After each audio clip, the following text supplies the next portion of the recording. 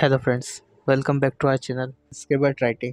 My name is Sachin Srivastava और जैसा कि आप लोगों को थंबनेल से पता चल ही गया होगा, हम हमारी novel in love 1919 an era of love की स्टोरी नरेशन को इस वीडियो में कंटिन्यू करने वाले हैं, जो आप लोगों के लिए इजीली अमेजॉन, फ्लिपकार्ट और ब्लू रोज़ की वेबसाइट्स पर अवेलेबल है, जिनकी लिंक्स नीचे डिस्क्रिप्शन में दी हैं।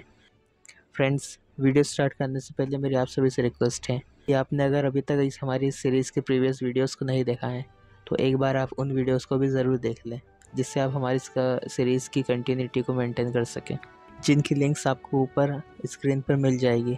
तो आइए इसी के साथ शुरू करते हैं हमारी इस नरेशन वीडियो को। सो गेट रेडी टू गो।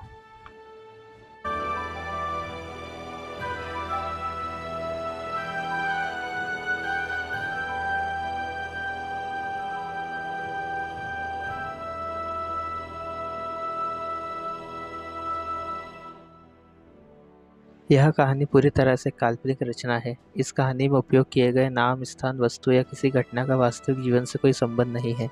इसका प्रयोग सिर्फ मनोरंजन की दृष्टि से इस कहानी को रोचक बनाने के लिए किया गया है। हमारी कहानी का उद्देश्य किसी की भावना को ठेस पहुंचाना नहीं है। कृपया इस कहानी को मनोरंजन की दृष्टि से स्वीकार करें। धन्यवाद। बिनोय ने कुछ ही समय में वहां बॉब के साथ मिलकर संदूक की इस पहेली को सुलझाने का काम शुरू कर दिया। साथ ही बिनोय ने अपनी पहचान से कई अलग अलग इतिहासकारों को अपने इस काम में भी जोड़ लिया था, जिन्हें उस संदूक की पहचान करने के लिए उस पर बनी उस मोहर की एक एक तस्वीर भी उन तक भिजवा दी गई थी। बिनोय की उम्मीद के मुताबिक जल्द ही इतिहास के कई जानकारों से इस मोहर के बारे में कई तरह की जानकारियां मिलना शुरू हो चुकी थी, पर इन सभी जानकारियों में से एक ऐसी बात निकलकर सामने आई जिसने हर किसी को हैरान कर दिया, जिसके मुताबिक यह जिस घराने का शाही मोहर था, उस राजघराने की एक राजकुमारी अभी भी जीवित थी, जो कि उस राजघराने की आखिरी वंशज थी और जो इस समय पुणे में बने अपने एक महल में अपना समय बिता रही थी। इस खबर ने बिनोय चटर्जी के मन में एक भूचाल ला दिया था, जिसे शांत करने के लिए अब उनका यह पता लगाना ज़्यादा ज़रूरी था कि राजकुमारी के होने की यह खबर कितनी सच्ची थी और कितनी झूठी। चटर्जी संदूक की कहानी से काफ़ी प्रभावित थे और अब उनके मन में इस कहानी के बारे में और गहराई से जानने की इच्छा उत्पन्न हो चुकी थी, इसलिए वह बिना समय गंवाए सीधे पुणे के लिए निकल पड़े। बिनोय अपने समय के एक कामयाब पत्रकार और साथ ही साथ एक कामयाब लेखक भी थे। उनकी लिखी किताबों को कई तरह के पुरस्कार भी मिल चुके थे। कहीं कहीं लोगों के बीच बिनोय काफ़ी मशहूर भी थे। जब बिनोय को इस संदूक के बारे में पता चला, तब उन्हें इसमें अपनी आने वाली और एक कामयाब कहानी दिखाई देने लगी और उन्होंने सबसे पहले अपने ज़रिए इसे पूरी दुनिया के सामने लाने का मन बना लिया था। इसलिए कुछ ही दिनों का सफ़र तय कर चटर्जी जल्द ही पुणे में स्थित उस महल तक जा पहुँचे, जहाँ पर राजकुमारी अभी भी मौजूद थी। 11 जनवरी 1919 चटर्जी पुणे में उस महल के बाहर महल के उस बड़े से दरवाजे तक पहुंच चुके थे, जहां से महल तक पहुंचने का वो रास्ता शुरू होता था। बिनोय ने महल की ओर एक के बाद एक अपने कदम आगे बढ़ाना शुरू करे। जैसे जैसे बिनोय आगे बढ़ रहे थे, वैसे वैसे उस महल की सारी सुंदरता एक के बाद एक उनकी आंखों के सामने आती जा रही थी, जिसे देखते हुए वह महल की ओर आगे बढ़ते चले जा रहे थे। बिनोय महल तक पहुँचे, जहाँ उन्हें एक और दरवाज़ा दिखाई दिया, जो पहले दरवाजे की तुलना में 5 गुना ज़्यादा बड़ा था। पर यह दरवाज़ा उस महल का मुख्य द्वार था, जिसके बाहर बिनोय ने कुछ पहरेदारों को खड़े देखा, जो वहां महल की रखवाली कर रहे थे, जिन्हें देख बिनोय उनके पास पहुंच गए और उनसे महल के अंदर जाने की गुजारिश की। पर बिनोय को महल के अंदर जाने की अनुमति नहीं दी गई। बिनोय इस बात से थोड़ा निराश जरूर हुए, पर उन्होंने हार नहीं मानी। वह महल के बाहर बने एक बागीचे में बैठकर वहीं इंतज़ार करने लगे। इस दौरान बिनोय अब वहाँ बैठे हुए कई घंटों का समय बिता चुके थे और जल्द ही दिन का उजाला धीमा पड़ने के साथ अब खुले आसमान में तारे टिमटिमाने लगे थे। बिनोय को सुबह से वहाँ बैठे देख महल के पहरेदारों ने उन्हें वापस लौटने की सलाह दी, पर बिनोय नहीं माने और उन्होंने अपनी सारी रात उस बागीचे में ही गुजार दी और अगले दिन भी उसी जगह पर बैठे नजर आए। तब महल के पहरेदारों ने बिनोय को देख उनकी खबर महल के अंदर पहुंचाई, जिसके उत्तर में बिनोय को महल के अंदर लाने का आदेश दिया गया। बिनोय को जाकर यह बात बताई गई कि उन्हें महल के अंदर आने की अनुमति मिल चुकी थी, जिसे सुनकर बिनोय के चेहरे पर एक बड़ी सी मुस्कान फिर लौट आई थी। बिनोय जल्द ही अपने हाथ मुंह पानी से धोकर महल में जाने के लिए तैयार हो गए। शायद यह बिनोय की जिद ही थी जो उन्हें सबसे अलग बनाती थी और अपने काम के लिए और ज़्यादा प्रेरित करती थी। बिनोय अपनी पहली कोशिश में तो कामयाब हो गए थे, पर आगे और भी चुनौतियां थी जिन्हें बिनोय को अभी भी पार करना था। जल्द ही बिनोय को महल में लाया गया। वो महल जिस अंदाज में अपनी चमक बिखेरे हुए था, वहां जाए बिना कोई उसका अंदाज़ा भी नहीं लगा सकता था। बिनोय भी वहां की शान और शौकत देख हैरान थे, और इससे भी ज़्यादा हैरान इस बात से थे कि आज तक किसी ने कभी इस महल के बारे में पता लगाने की कोशिश क्यों नहीं करी। वह महल अभी भी उसी अंदाज को अपनाए हुए था जैसा शायद वो कभी अपने समय में हुआ करता था। बिनोय जब से महल आए थे, उन्हें वहाँ हर पल किसी कार्य की तैयारी होती न हुई नजर आ रही थी। वो जानना चाहते थे कि वहाँ क्या हो रहा था। तब बिनोय के किसी से पूछने पर पता चला कि कुछ दिनों में महल में किसी का जन्मदिन मनने वाला था, और वो सारी तैयारियां उसी जन्मदिवस के लिए की जा रही थी। लेकिन बिनोय ने जब उस व्यक्ति के बारे में जानना चाहा जिसका जन्मदिवस मनाया जा रहा था, तब बिनोय को कोई जवाब नहीं मिला, क्योंकि उस व्यक्ति के पास इसका कोई जवाब नहीं था। वो नहीं जानता था कि महल में किसका जन्मदिवस मनने वाला था, और उसके मुताबिक महल में इस विषय में कोई भी कुछ नहीं जानता था। बिनोय यह बात सुनकर हैरान थे, पर बिनोय इस विषय में जानना चाहते थे। इसलिए उन्होंने वहाँ पर काम कर रहे एक दूसरे कर्मचारी से बात कर इस बारे में जानने की कोशिश की। सालों से इस दिन यहाँ पर इसी तरह से यह जन्मदिन मनाया जाता है, उस कर्मचारी ने बिनोय से कहा।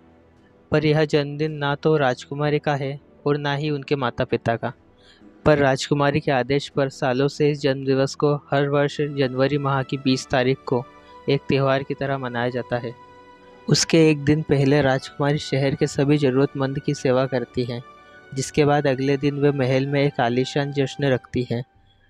पर किसके लिए, यह राजकुमारी के अलावा और दूसरा कोई भी नहीं जानता, और राजकुमारी ने भी आज तक किसी को इस बारे में कभी कुछ नहीं बताया। बिनोय के लिए यह बात बहुत अजीब थी। बिनोय के मन में बस एक ही बात चल रही थी कि यह कैसे मुमकिन था कि इतने बड़े महल में हर साल सब मिलकर एक साथ किसी का जन्मदिवस मनाते तो थे, पर किसका यह कोई नहीं जानता था। अब बिनोय चाह कर भी अपने आप को इन सब से दूर नहीं रख सकते थे। कुछ समय बाद चटर्जी से मिलने के लिए गंधर्व वहां पहुंचे। गंधर्व राजकुमारी के महल में सबसे भरोसेमंद और उनके सबसे खास व्यक्ति थे। गंधर्व के पूर्वज सालों से राजकुमारी के पिता यानी महाराज के महल में सेवक थे, और उन्हीं की परंपरा का पालन करते हुए वो आज भी राजकुमारी और उनके महल की देखभाल कर रहे थे। गंधर्व पर राजकुमारी भरोसा करती थी, इसलिए उन्होंने ही गंधर्व को यहाँ कार्य सौंपा था। राजकुमारी ने बीते कुछ सालों में अपनी एक संस्था को स्थापित करा था, जो ज़रूरतमंदों की मदद करा करती थी, और सालों की मेहनत के बाद अब यह उस मुकाम पर थी जिससे जुड़ने के लिए कई बड़े बड़े उद्योगपति तैयार बैठे थे,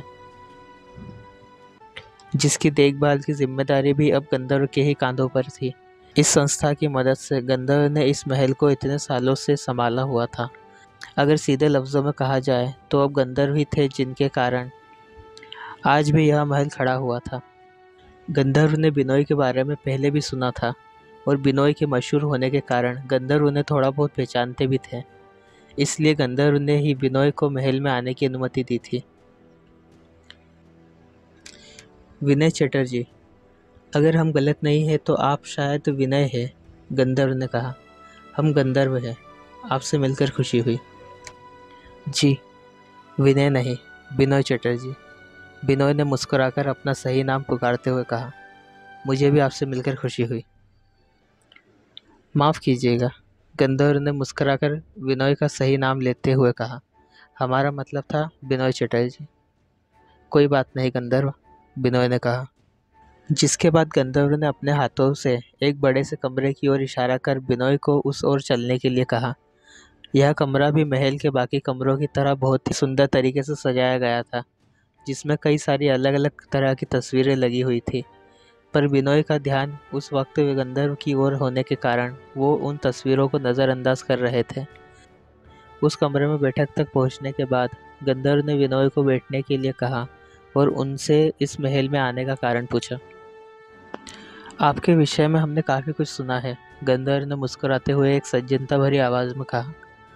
आपसे मिलकर हमें खुशी हुई, पर साथ ही आपको एक पूरा दिन महल के बाहर उस बागीचे में गुजारना पड़ा, इसलिए हम शर्मिंदा भी हैं, इसलिए हमें क्षमा करें। लेकिन फिर भी आपके अचानक हमारे इस महल में आने का कारण हम समझ नहीं पाए। जी, मुझे भी आपसे मिलकर बेहद खुशी हुई, बिनोय ने उसी तहज़ीब के साथ कहा। मेरा यहाँ आने के पीछे एक ही कारण है, और वो कारण यह है कि मैं आपके इस महल के बारे में जानना चाहता हूँ। इस महल का इतिहास, इससे जुड़ी हर एक चीज़, मैं इसके बारे में लिखना चाहता हूँ और दुनिया के सामने महल के इस इतिहास को लाना चाहता हूँ। पर अब हमारे महल के विषय में ऐसा कुछ भी बाकी नहीं रहा, ना ही हमें लगता है कि हमारा ऐसा कोई इतिहास है जिसके बारे में कोई भी जानना चाहेगा। गंधर्व, अगर आप बुरा ना माने तो मैं जानना चाहूँगा कि आपको राजकुमारी के साथ रहते हुए कितना समय बीत चुका है। हमसे पहले हमारे पिता राजकुमारी की सेवा करा करते थे, पर कुछ वर्षों पहले उनके निधन के बाद हमारी परंपरा के अनुसार यह कार्य हमने अपने हाथों में लिया। ज़्यादा नहीं, पर पिछले 5 वर्षों से हम राजकुमारी के साथ हैं। इसका मतलब अगर मैं गलत नहीं हूँ तो आप भी राजकुमारी के बारे में कम ही जानते हैं। शायद यह भी हो सकता है, गंधर्व ने बिनोय से सहमत होते हुए कहा। हमें राजकुमारी के विषय में अधिक जानकारी तो नहीं, पर हमें लगता है अगर उनका कोई इतिहास होता तो इतने वर्षों में हमें ज़रूर पता चलता, क्योंकि हमें लगता है कि शायद किसी भी इंसान को सही तरह से जानने के लिए 5 वर्षों का समय भी काफ़ी होता है। पर हम अभी भी यही कहेंगे कि हमें नहीं लगता कि अभी भी कुछ शेष है। शेष बाकी है गंधर्व, बिनोय ने अपनी बात उस संदूक की तरफ मोड़ते हुए कहा। मैं दरअसल मैं उस संदूक के बारे में जानना चाहता हूँ जो अरब सागर में पाया गया है। आप सिर्फ एक संदूक के कारण यहाँ तक आ पहुँचे हैं बिनोय। हो सकता है कि उस संदूक में कुछ भी ना हो सकता है कि वो किसी समय गलती से समुद्र में गिर गया हो। यह कोई बड़ी बात नहीं है, आप खामखा अपना समय नष्ट कर रहे हैं। हो सकता है, लेकिन अगर मैं यहाँ तक आया हूँ तो इसके पीछे कुछ ना कुछ कारण तो ज़रूर है जो मुझे यहाँ तक खींच लाया है।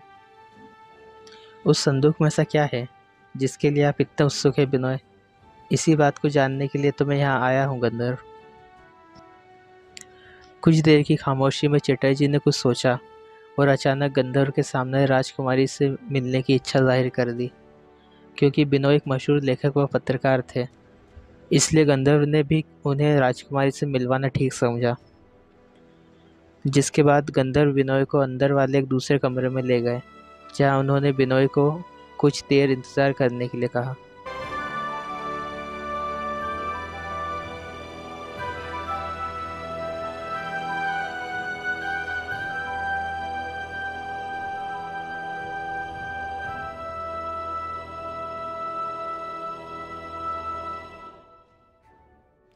हेलो दोस्तों, उम्मीद है कि आपको हमारी यह वीडियो नरेशन पसंद आ रही है। अगर आपको हमारी यह वीडियो अच्छी लगी है तो प्लीज़ इसे लाइक करें, अपने फ्रेंड्स एंड फैमिली के साथ शेयर करें, कमेंट्स करके बताएं कि आपको हमारी वीडियो में क्या अच्छा लगा या क्या अच्छा हो सकता था। एंड इसे सब्सक्राइब करके बेल आइकन दबाना ना भूलें, जिससे आपको हमारी लेटेस्ट वीडियोज़ की अपडेट मिलती रहे। हमें सपोर्ट करने के लिए आप सभी का धन्यवाद। मिलते हैं अगली वीडियो में, तब तक के लिए गुड बाय।